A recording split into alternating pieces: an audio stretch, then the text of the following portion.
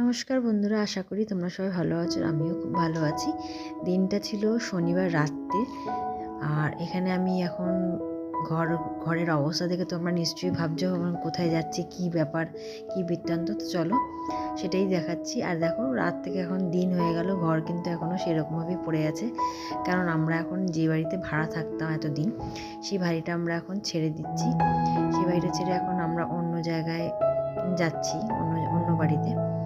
চলো, এখন তো চারিদিকটা এতটাই এলোমেলো, আর আমি দেখছি আর না মাথায় হাত উঠে যাচ্ছে যে কী করে এতগুলো গোছাবো, এতটা জিনিস আমি তুলবো। জানি হয়ে যাবে, কিন্তু তবুও একটা চিন্তা থেকেই যায়। তো আমার তো সব মালপত্র শিফট হয়ে গেছে অন্য বাড়িতে। তো এখন সন্ধেবেলা আমি আবার এসেছি।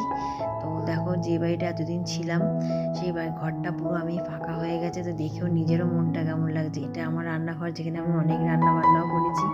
আর এগুলো হচ্ছে ঘর যেখানে আমার অনেক স্মৃতি জড়িয়ে 2 বছরে। তো আবার এই ঘর যেরকম ফাঁকাও হয়েছে আবার ভরেও যাবে। তো আমরা এখন নতুন বাড়িতে চলে এসেছি। এখনও না ঠিক মতন গুছিয়ে উঠতে পারিনি, সবে তো একটা রাত কাটলো। আর রান্নাঘরটা আমি আগেই গুছিয়ে নিয়েছি। তো আজকে সকালবেলায় সব বাজারঘাট এসেছিলো, তো আমি এখানে ফুলকপি দিয়ে আলু দিয়ে একটা মাছের ঝোল আর ভাতটা বসিয়ে দিয়েছি। রান্নাঘরটা প্রায় টুকটাক যা পেরেছি গুছিয়ে নিয়েছি। আর এখানে দেখো, আমাদের বাড়ির সামনে দিয়ে মাছ আলা যায়, মাছ আর একটু সবজি নিয়েই নিয়েছি।